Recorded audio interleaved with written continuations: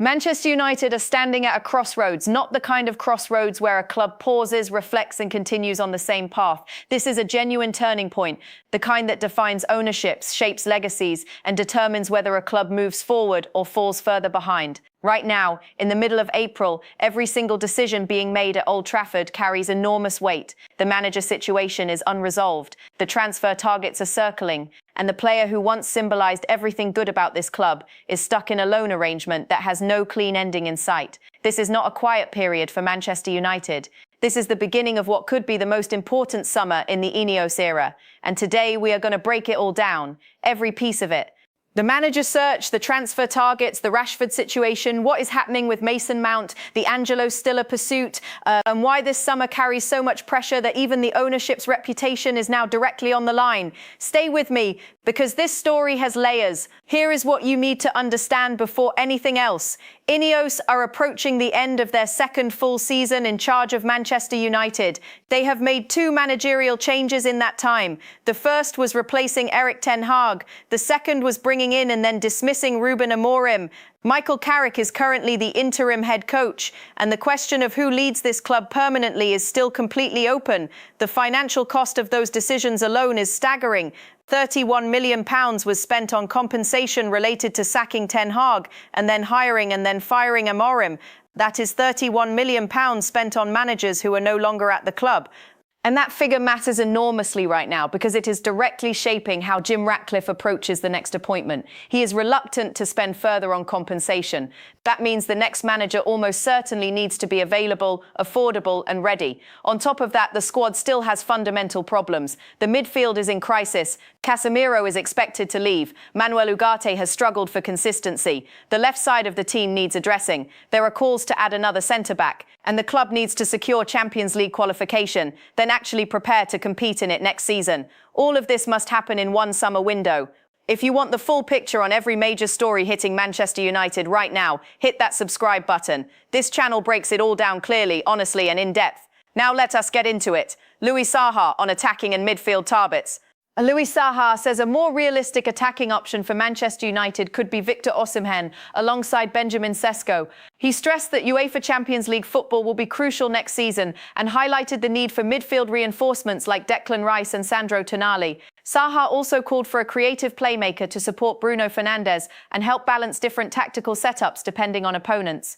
Now let us think about what Saha is saying here and why it matters. He is not just throwing out random names, he is identifying a structural problem that has existed at this club for some time. The forward line needs genuine quality, alongside whatever system the next manager wants to implement. Osimhen at Galatasaray has been exceptional at Champions League level. Sesko is already at the club. So Saha is essentially suggesting that if the club can secure a striker of Osimhen's quality alongside Sesko, the attacking picture improves dramatically.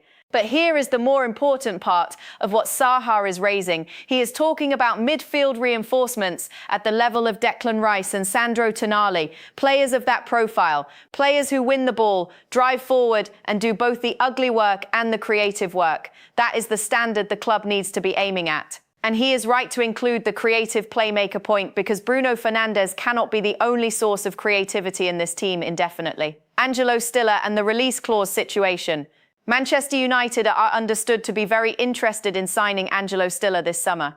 The 25-year-old has a release clause in his contract of €37.5 million, which is £32.6 million. However, VfB Stuttgart can buy this option from Stiller for an amount between €2 million and €4 million. If they do that, they would then have the idea of selling the midfielder for €50 million, which is £43.5 million. There are a lot of things that could happen, but sources confirm there is still a chance Stiller would leave Stuttgart in the summer. This is a genuinely interesting situation from a footballing and commercial perspective. The release clause of £32.6 million is extremely accessible for a player of Stiller's profile and age. The problem is that Stuttgart know this. They have the contractual ability to neutralise that clause by paying Stiller somewhere between €2 and €4 million to cancel it.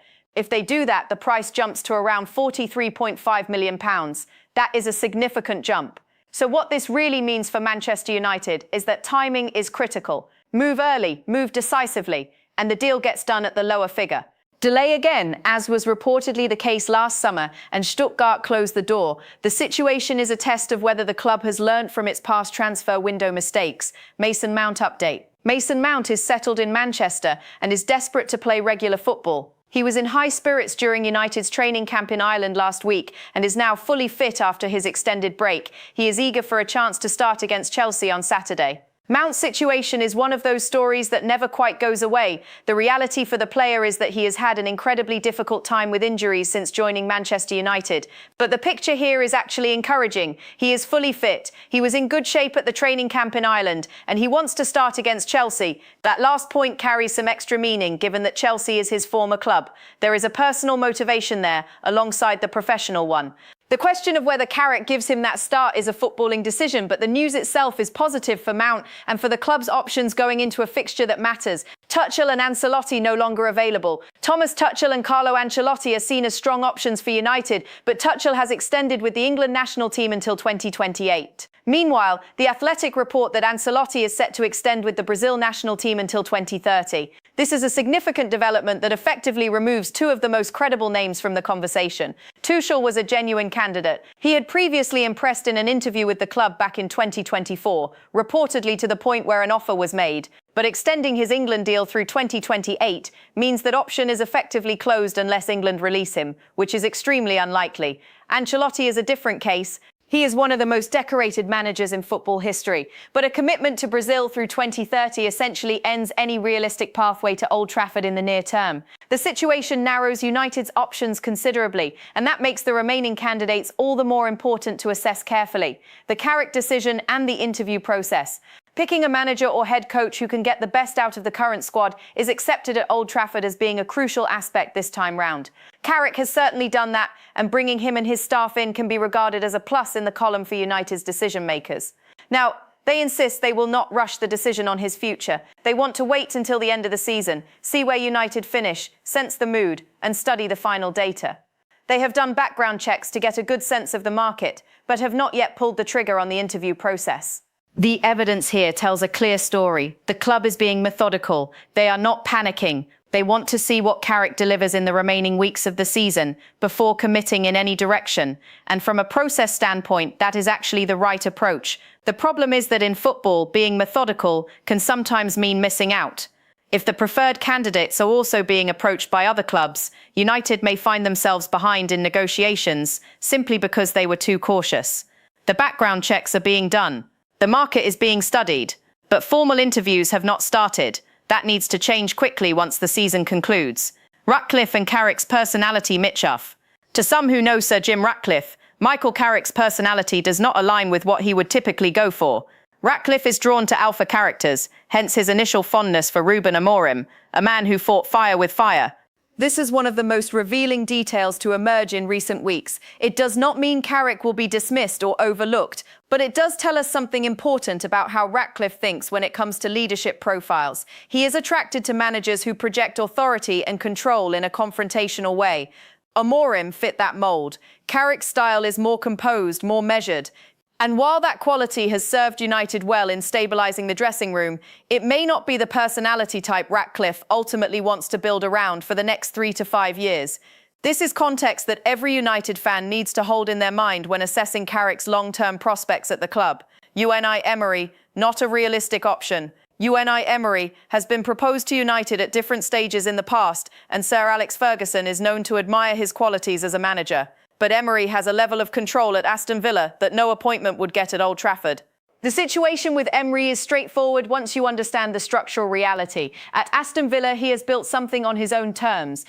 He has shaped the squad, the culture, the playing style. He has genuine authority over footballing decisions. The structure at Manchester United under Ineos is different. There is a sporting director model in place. Decisions are made collectively, and the incoming manager would be working within that framework, not above it. Emery is experienced enough to know that the freedom he has at Villa would not exist at Old Trafford.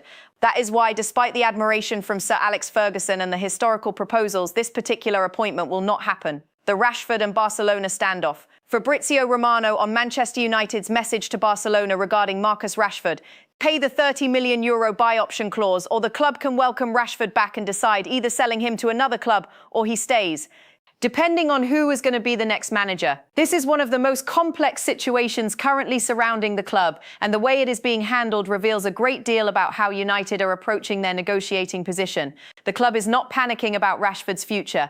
They have leverage. The €30 million buy option is the price Barcelona must pay if they want to keep the player permanently. United are holding firm on that figure, and the message being sent is deliberate. If Barcelona do not pay, Rashford comes back to Old Trafford, and his next step is decided by the incoming manager. That is actually a position of strength, not weakness. It means United keep their options open, and it means the decision will be shaped by the managerial appointment, which is the right order of priorities. Iraola and the Premier League experience concern. United would be cautious about again selecting a manager who has not worked in the Premier League before. Andoni Iraola has shown he can handle England's top flight, but the jump from Bournemouth to United is massive. Ratcliffe will make the ultimate call, with the Glazer family, who own the majority of shares, content to let him take the lead. The experience question is absolutely central to this entire process. After the Amorim situation, the club has learned a very direct lesson about the difference between a manager succeeding in one environment and succeeding in the specific high-pressure, high-scrutiny environment of Manchester United. Iraola is genuinely impressive at Bournemouth, but the infrastructure, the squad depth, the media attention, the expectation, and the pressure at Old Trafford operate on a completely different scale. It does not mean he cannot handle it, but it means United are right to apply a higher level of scrutiny to any candidate who has not been tested at the very top of the English game. How Tuchel nearly became United manager in 24. When initially looking to replace Erik ten Hag around in 2024, Manchester United wanted a head coach who had a clear system and could slot into their new structure. But Thomas Tuchel impressed those across the interview table, leading to an offer. This adds important historical context to the current process. United went into the 2024 search with a specific profile in mind, a coach with a clear system who would fit the structure. Tuchel changed those plans simply by how well he performed in the room. The lesson from this is that the interview process itself matters. It can change outcomes, and it means that when United do begin formal interviews this time around, the candidate who performs best under questioning may not be the one currently seen as the frontrunner. Keep that in mind as the process develops. Carrick's future and the £31 million problem. Results and performances over the closing weeks of the season will help determine Michael Carrick's future. Sources also pointing to finances as a key factor. After spending £31 million on sacking Ten Hag and hiring and then firing Amorim, Sir Jim Ratcliffe is reluctant to spend further on compensation. The financial reality here is striking. £31 million gone before a single permanent manager has been appointed. That money could have funded a high-quality transfer. Instead, it went on managerial instability, and now it is directly influencing the next decision. If Ratcliffe appoints a manager who is under contract elsewhere, compensation would be required. That makes Carrick, who is already in place, and free agents or managers at the end of their own contracts, significantly more attractive from a cost perspective. This is not the ideal way to make a managerial appointment, but it is the reality the club is operating within. Nagelsmann and the World Cup timing issue. On Julian Nagelsmann, Manchester United would be cautious about once again appointing a manager without Premier League experience. The World Cup final takes place after United's first pre-season game, which complicates matters. Christopher Vivell is close to Nagelsmann and would undoubtedly speak highly of his qualities. Two clear problems emerge with Nagelsmann from what is known right now. First, the same Premier League experience concern that applies to other candidates applies here equally. Second, and this is a purely practical issue, the timing of the World Cup final creates a genuine scheduling conflict. If Nagelsmann is managing Germany at the World Cup, he cannot begin pre-season work at Manchester United until after the tournament concludes, and that conclusion comes after United's pre-season programme has already started. That is a significant complication. Christopher Vivell's closeness to Nagelsmann is clearly a factor in his favour internally, but the obstacles are real and they are not insignificant. Adam Wharton as a secondary target. Manchester United have a strong admiration for Adam Wharton, but Crystal Palace are expected to demand a very high fee. Clubs like Manchester United view him as a secondary midfield option, with a priority signing more likely to be Elliot Anderson or another target. The situation with Wharton is one of genuine admiration but structural positioning. He is not the first choice, he is not the primary target. Elliot Anderson or another midfielder is expected to come first. Wharton is the backup option, the secondary move. And if Crystal Palace are demanding a very high fee for him, that further reduces the likelihood of a deal unless the primary targets fall through. The club clearly has a hierarchy of midfield targets. And the evidence suggests Wharton sits towards the lower end of that hierarchy, despite the genuine aberration. Talks in Germany planned for next week. Manchester United are set to hold talks in Germany next week over future managerial plans. Christopher Vivell is close with Julian Nagelsmann, having worked together at RB Leipzig. Nagelsmann is being considered, but timing and Premier League experience concerns remain. The fact that talks are being held in Germany is significant. It confirms that Nagelsmann is a genuine candidate and not just speculation. Vivell's relationship with him from their RB Leipzig days makes this a natural connection. But the word being considered is important. It does not mean decided. It does not mean agreed. It means United are doing their due diligence on a candidate who ticks several boxes but comes with real concerns attached. Paul Merson on Sesko against Chelsea. Paul Merson has advised Michael Carrick to bench Benjamin Sesko against Chelsea. He believes Sesko could be more effective coming off the bench, noting United lacked that kind of impact substitute against Leeds United when he started. Merson's point is rooted in a very specific observation. When Sesko started against Leeds, United did not have the same kind of impact from the bench that they would have had if he had been available to come on. It is a tactical argument about how Sesko's energy and directness can be more disruptive when introduced mid-game against a tired defence. Whether Carrick agrees is another matter, but it is the kind of tactical detail that is worth taking seriously heading into a match against Chelsea. Barcelona unlikely to keep Rashford. Barcelona are increasingly unlikely to keep Marcus Rashford beyond this season, with his continuity now in serious doubt. His performances in 2026 have dipped significantly, failing to step up during Rafinha's absence. Manchester United are holding firm on a €30 million buy option, a fee Barcelona consider too high, especially given the €25 million annual financial fair play cost, including salary and amortization. Only a major turnaround in the final games could change the situation, but time is running out. The picture on Rashford is becoming clearer by the day. His performances at Barcelona have not been at the level required. When the club needed him most during Rafinha's absence, he did not deliver. And now Barcelona are facing the reality that paying €30 million plus carrying a €25 million annual financial fair play burden for a player who has not performed is simply not justifiable. United are holding firm. They know their leverage, and unless something dramatic changes in Barcelona's final games of the season, Rashford will return to Old Trafford this summer, with his future to be decided. Fabrizio Romano confirms United's position on Rashford. Fabrizio Romano on Manchester United's message to Barcelona: pay the €30 million buy option clause, or the club can welcome Rashford back and decide, selling him to another club or he stays. Depending on who is going to be the next manager, this confirmation from Romano carries extra weight because it comes directly from someone with established sources at both clubs. The message is firm. The club is not chasing Barcelona. They are not begging for a resolution. They are simply presenting the terms clearly. Pay the agreed fee or the player comes back. And when he comes back, the incoming manager decides his future. That is a composed and controlled negotiating position. It tells Barcelona that United are not desperate, and it tells the next manager that the Rashford question will be his to answer. Garnacho and the sell-on clause. Chelsea are open to selling Alejandro Garnacho this summer. Manchester United have a reported 10% sell-on clause. This is a straightforward financial note, but it matters. If Chelsea sell Garnacho, Manchester United receive 10% of whatever fee is agreed. That is money coming back into the club from a player who has already left. It is a relatively small detail in the context of a massive summer, but every pound generated through outgoing transfers helps fund the incoming business that Ineos urgently needs to conduct. Angelo Stiller and the transfer fit rating. The expert confirmation of concrete United interest in Stiller is now established from multiple credible sources. The key detail is that United were present last summer but moved too late in the window. That is a recurring theme in recent United transfer business. The club identifies targets correctly but acts too slowly. Stiller's release clause of £32.6 million represents exceptional value for a 25-year-old Bundesliga midfielder with Champions League experience. The concern around Premier League and experience exists, but it is mitigated by the fact that he has played at the highest level in European club competition. If United move early this summer, the deal is achievable at the lower figure. If they delay again, Stuttgart close that door and the price rises by over £10 million. The club cannot afford to repeat last summer's mistake on this one. The Ineos reputation and the summer that cannot be wasted. The central argument here is one of accountability. Ineos are approaching the end of 2 full seasons in charge. They have had 2 managerial changes. They are now entering what will effectively be their 3rd summer transfer window.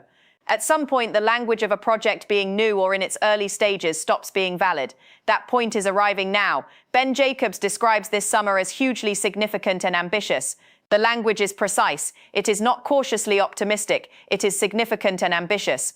And the areas of need that he identifies are very specific: proven, experienced midfield signings, solutions for the left side, possibly another centre-back, clarity on the Rashford situation, and confirmation that Sancho's departure is effectively settled. Harry Maguire has already publicly said it is going to be a big summer, and Maguire is someone who knows this club from the inside. When a player who has signed a new contract and is committed to the club uses that kind of language openly, it tells you that the scale of what is required this summer is widely understood within the dressing room as well as outside it. The point about excuses is perhaps the most important of all. After this summer, Ineos cannot reasonably say they need more time. They cannot point to inherited problems as the explanation for every weakness. The players they bring in this summer will be their players. The manager they appoint will be their manager. The system in place will be their system. And the results that follow will be their results. That is both the opportunity and the pressure that this summer carries. The reputation argument is real. If Ineos invest correctly this summer, appoint the right manager, and begin next season with a squad capable of competing in the Premier League and the Champions League consistently, the narrative around their ownership changes significantly. If they fail to do that, if they make poor appointments, overpay for the wrong players, or underspend in areas of clear need, then the questions about their suitability to run this club will grow considerably louder. Everything this summer points in one direction. Manchester United need to get this right. The manager decision, the transfer business, the Rashford resolution, the structural reinforcements, all of it matters. All of it is connected. And all of it will define what kind of club Manchester United are heading into what could be one of the most important seasons in their recent history. This is the summer that cannot be wasted. If you have made it to the end of this analysis, you already understand why this period is so critical for Manchester United. The pieces are all in motion. Stiller is being pursued. Rashford's situation is unresolved. The manager search is narrowing, and the pressure on Ineos to deliver has never been higher. I will be covering every major development as it happens. Make sure you are subscribed to Emma United Analyst so you do not miss a single update. Share this video with any United fan who wants real analysis, not noise. And drop your thoughts in the comments below.